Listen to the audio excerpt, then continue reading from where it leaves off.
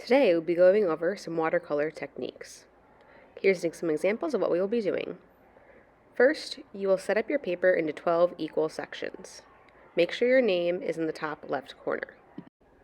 Label each section with the technique that you are about to practice. You will need a watercolor palette, a cup of water, paintbrush, crayon, and paper towel.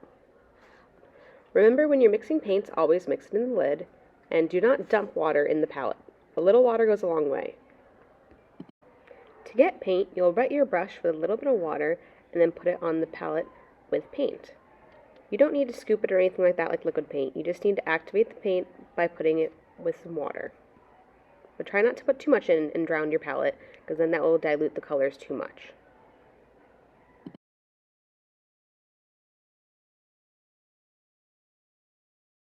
The first technique that I'm going to show you is called a wash. That's when you use very little pigment and a lot of water to create a light, even layer. This is great for backgrounds or when you're making a many-layered piece, doing those thin, even washes.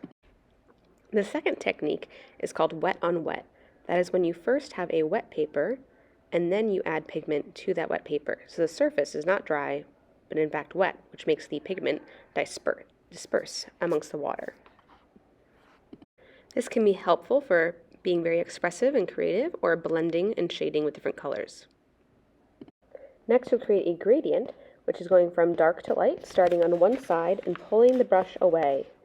You can always add more color back into the dark side to make it more pigmented and intense, and you can also add water on the right side to make it lighter or less concentrated, more translucent. The more pigment, the more opaque or not see-through it will be. If you add water, it'll be more translucent or see-through, making it lighter. When you add more pigment in, make sure you just gently blend it and that the paper is still wet for you to be able to blend.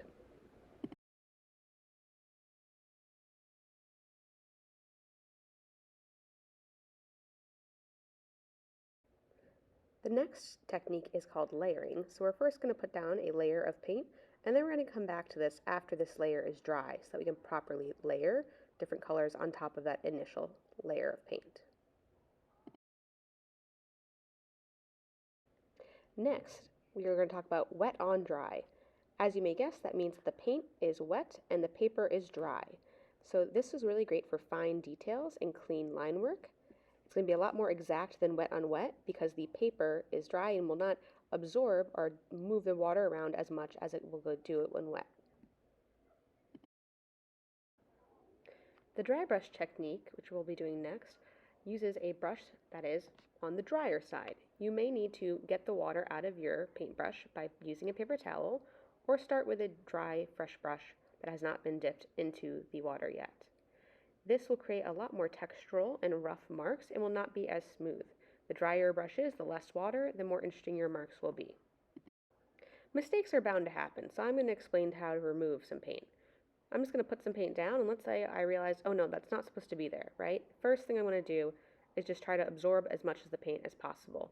If you're trying to get a small area, you can roll up a piece of paper to make it a bit smaller, so you get a smaller area, but you want to just get that ink and that pigment right off the paper. Then you can also go back in with just a brush and water, just plain water, and do the exact same thing, removing that paint. This can look cool on its own, but again, if you make a mistake, it's a way to get the pigment off your paper. It's not going to get completely off, it's not going to get pure white again, but it will become light enough that you can layer on top of it with another color instead. So it won't be as apparent that it is there. So again, just repeating that process with gently adding more water, absorbing it with paper, that will help remove the pigment. Flicks are a fun technique that can just add a little bit of excitement and interest into your piece. This is great for backgrounds or any kind of movement around something that you are painting. You can use your finger and the brush to make those marks happen. You can also shake your brush a little bit too. If you want to blend two colors together, start by having each color have a gradient from opposite sides. So I'm starting with the red on the left side, pulling from left to right. I'm going to clean off my brush with a paper towel and water, and then I'm going to go into my second color, and I'm going to start from the opposite side and pull it towards the other color. I'm then going to overlap them, kind of blending them together very slowly and mixing in the middle, going back and forth slowly so that those colors mix. You can also go back in with the other colors if you found that maybe you overpowered one and you need to grab some more of the other color and add it back in because the color mixture is not to your liking. Be careful not to add too much water as you might end up with a big puddle on your paper. Now we'll look at layers. You can put lighter colors on top of darker colors, but the darker colors will show through. That's why it's always important to start with your lightest colors to paint with that first, like the yellows are very translucent and lighter, more water-based washes. Adding dark colors like black or purple should really come at the end because those will cover up any other color that you're working with. So when a paper is dry, you can easily layer on top of the other color. Sometimes it's cool, like that green, to actually add on top of the red to kind of see that glow between it, those contrasting colors. So definitely keep a spare sheet on next to you so you can experiment with layering and color mixing on top of it as well. The last technique I'm going to show you is called masking.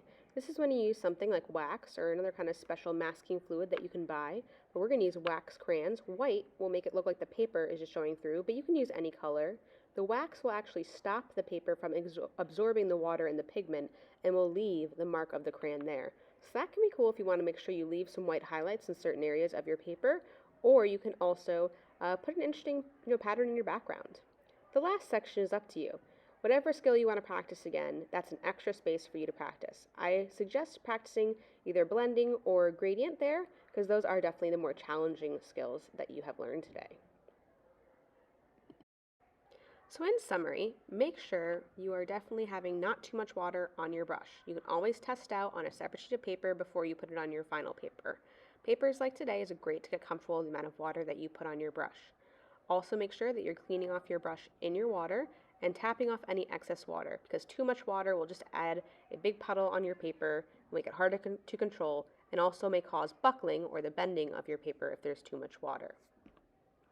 You also want to make sure that you work from lightest to darkest. You might be used to thinking about acrylic paint by going from the back to the front, but because these colors are often see-through, right, translucent, if you try to put a lighter color on top of a darker color, it will not show up. So you want to make sure that you're painting the lightest parts of your painting first, and then adding in the shadows and the darker parts. You're working from light to dark, not necessarily background to foreground. And here's a few more even drier brush strokes so you can see the difference with a really dry brush, what it looks like.